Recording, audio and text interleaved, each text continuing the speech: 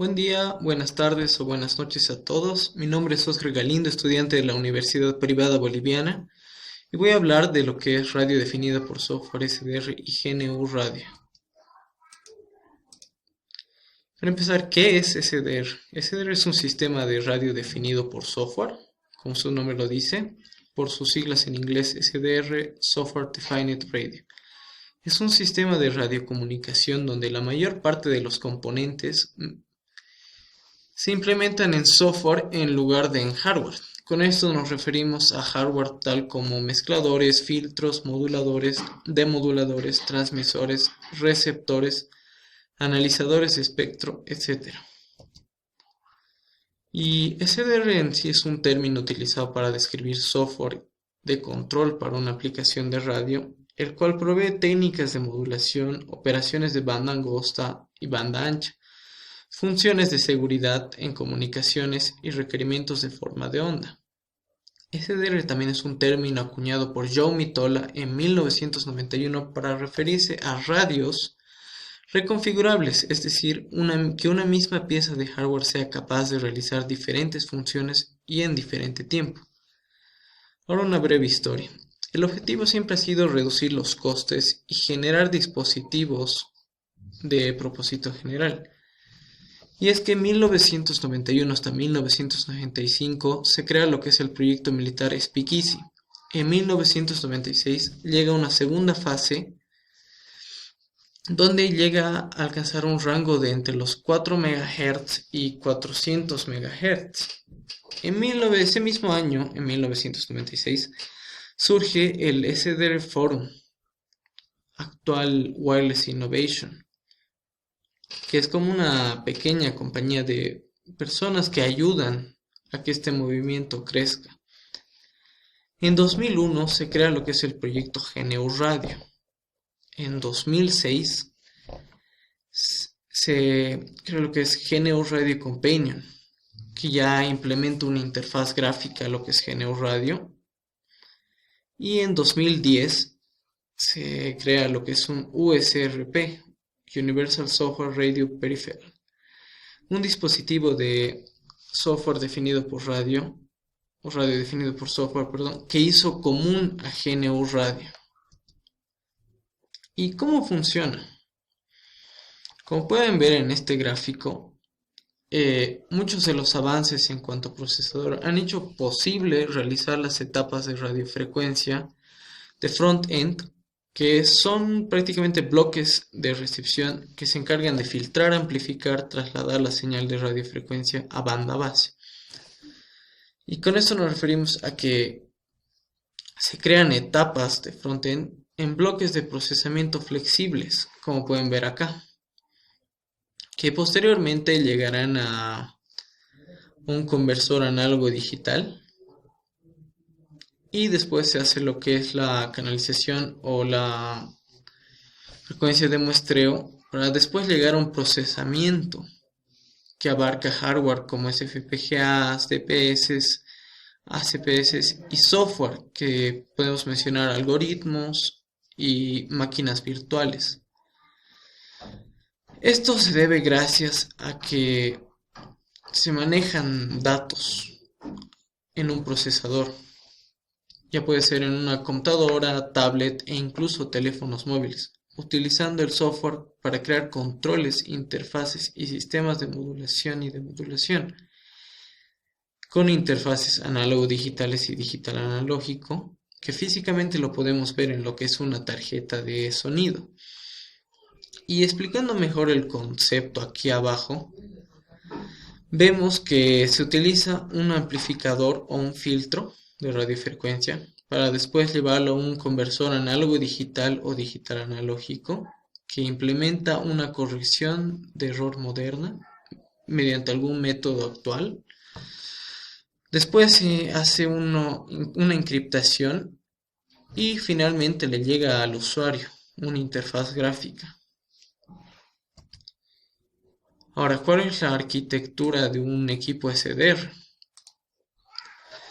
Si nos referimos especialmente a lo que es recepción, Esta se capta a través de la antena mediante circuitos electrónicos especializados. La señal se amplifica y con un mezclador se convierte a la frecuencia intermedia a la que queremos procesar.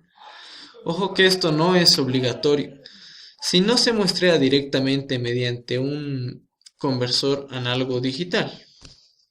Después, siendo más específicos, la sección de IF abarca lo que es filtraje, demodulación y cualquier otro proceso de la señal. Antes de ir al procesador pasa por un DDC para demodular la señal. Ya en banda base se extrae la información deseada. Ahora, si nos referimos al software disponible que hay para manejar SDR, podemos referirnos a Power SDR, SDR Shield, Linrad, HDSDR, GNU Radio, del cual hablaré posteriormente, y SDR Sharp. Todos son bastante útiles, pero más que todo depende del uso que uno le vaya a dar y cuáles son las necesidades o gustos que uno tenga con respecto a la radioafición. ¿Qué es GNU Radio? GNU Radio es una herramienta de desarrollo libre que maneja bloques de procesamiento de señal para implementar sistemas de radio definida por software, SDR, y es posible utilizar hardware externo de radiofrecuencia de bajo costo. Con esto nos referimos a antenas, que no son nada costosas, para complementar bien el uso de SDR. Incluso como software ya es usado en ambientes académicos por aficionados y comerciantes que aportan a la investigación de comunicación inalámbrica y en sistemas de radio.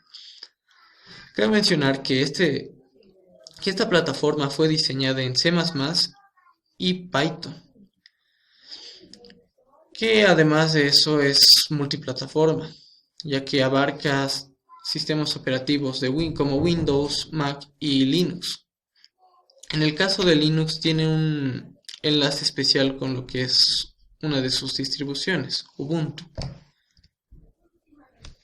Historia de GNU Radio. GNU Radio es parte del paquete GNU. Fue publicada en 2001 y financiada por el filántropo John Gilmore con $320,000 a Eric Blossom para la creación de código y la gestión del proyecto. Finalmente fue desarrollada en 2004 por el proyecto SpectrumWare en el Instituto de Tecnología de Massachusetts, o más conocido como MIT.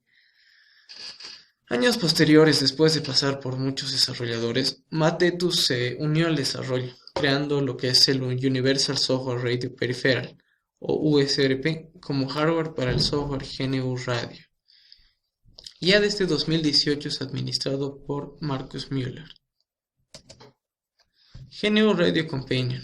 GNU Radio Companion es el complemento necesario para GNU Radio y es un lenguaje de programación visual de código libre para el procesamiento de señales utilizando la biblioteca o librerías de GNU Radio. Se lo conoce comúnmente por sus siglas GRC. GRC es un entorno de desarrollo que facilita la construcción de aplicaciones para GNU Radio sin la necesidad estricta de saber programar en Python o C++. Con esto nos referimos a que no es necesario saber de programación, sino simplemente es entender y saber lo que se está haciendo.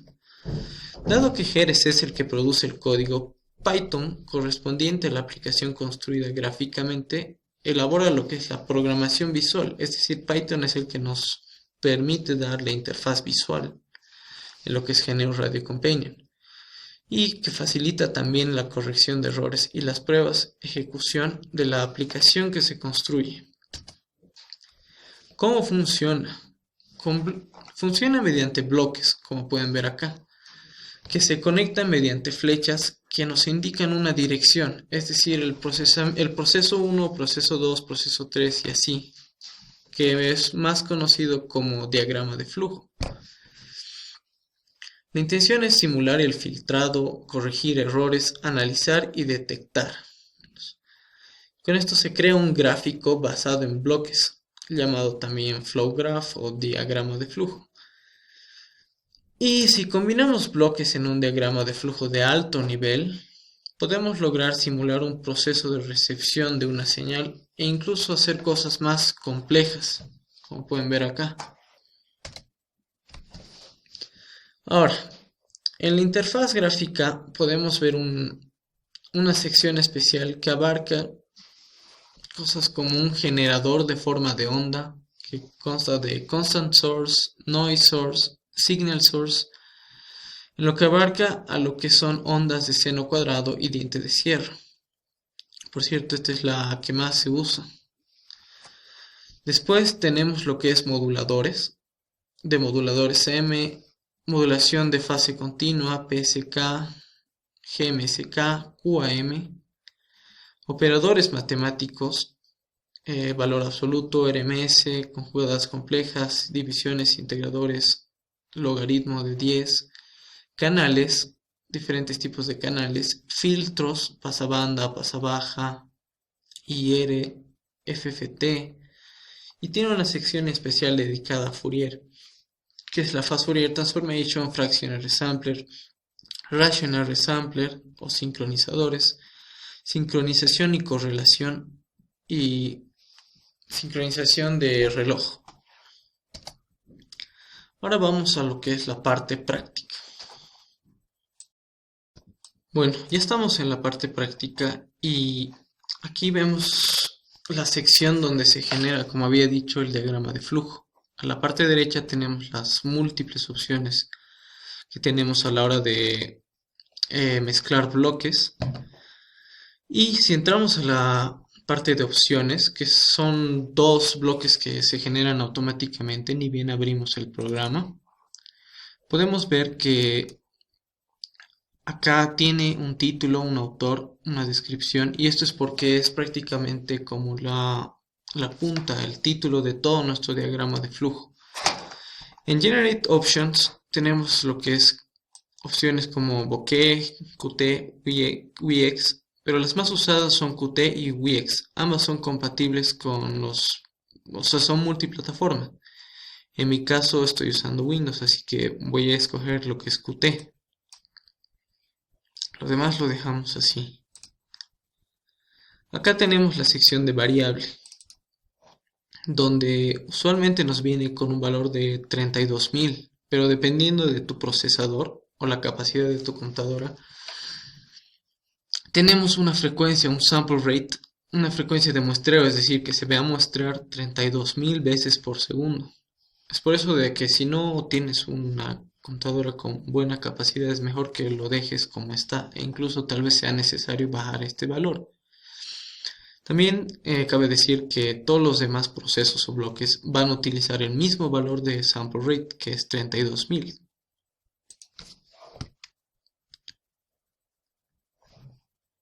Bueno, continuando, empezamos. Acá tenemos múltiples opciones, pero vamos a escoger una que es Waveform Generators, generador de forma de onda. Y aquí vamos a utilizar la que se utiliza más comúnmente para señales, que es Signal Source. En este caso, vemos que igual tiene un sample rate de 32.000, una forma de onda de un coseno, una frecuencia de 1 kHz, una amplitud de 1. Momentáneamente lo vamos a dejar así. ¿Y por qué está en rojo? Cuando está en rojo significa que hay un problema, y en este caso es precisamente porque no tiene ninguna conexión, ni entrante ni saliente. Como podemos ver acá, port is not connected. Si nos paramos encima de la forma de onda, podemos ver que también nos contiene datos. Este es un tipo integer y tiene un valor de 102, pero acá podemos ver si ponemos un seno, que también cuenta con otro valor, que es 101 y así consecutivamente. Momentáneamente lo vamos a dejar así. Debemos saber que el color del conector es azul porque es de tipo complejo. Si cambiáramos a otro, tendría que cambiar de color, pero lo vamos a dejar así. Vamos a poner apply y ok. Bueno, continuando. Bueno, ahora, ¿qué pasaría si cambio mi frecuencia? O digo mi sample rate de 32.000 a un valor mayor. Digamos... ¿Dónde está?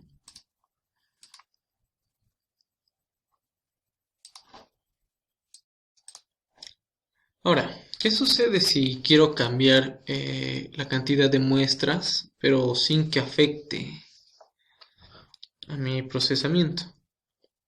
Tendríamos que modificar para empezar acá. Podremos aumentarle un valor de 38.000 muestras por segundo. Y posteriormente tendríamos que poner lo que se conoce como throttle en la parte de MISC.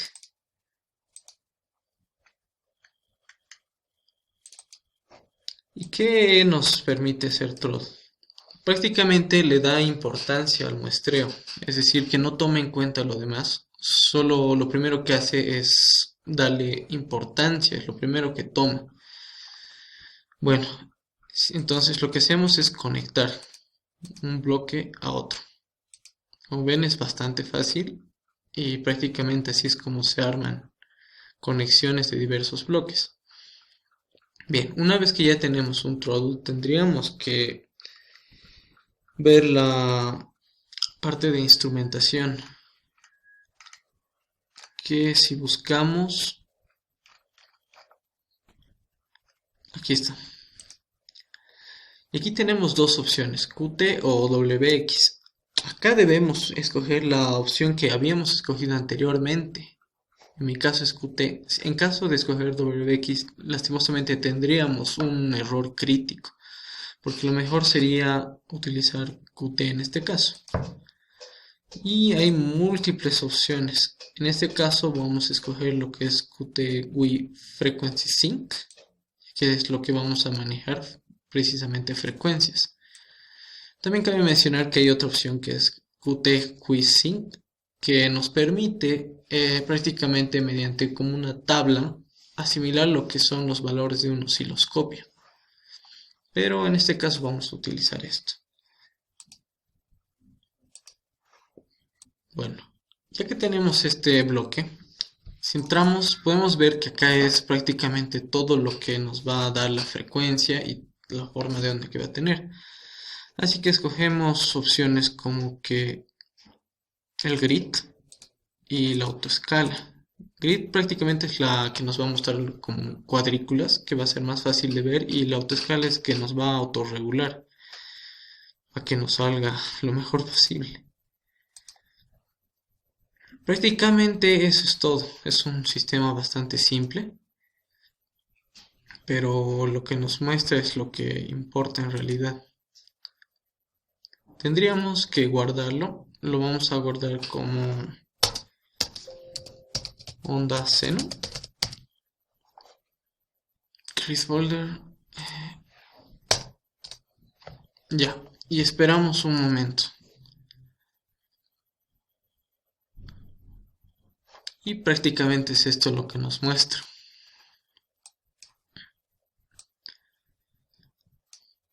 Aspectos a tomar en cuenta acá. Podemos ver que habíamos puesto que tenía una frecuencia de 1 kilo. Y si nos vamos precisamente a la punta, tenemos que en una frecuencia existe una amplitud o una ganancia relativa de 11 decibeles.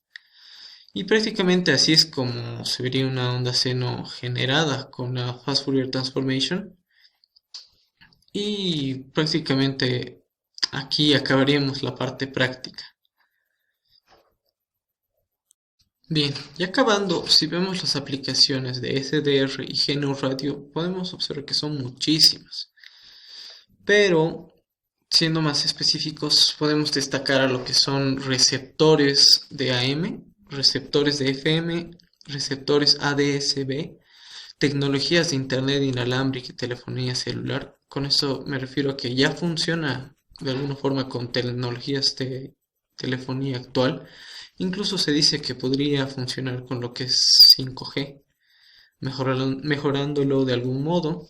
También se puede usarlo como radio, se lo puede usar en la industria automotriz y en el aspecto, en el estudio académico y profesional prácticamente.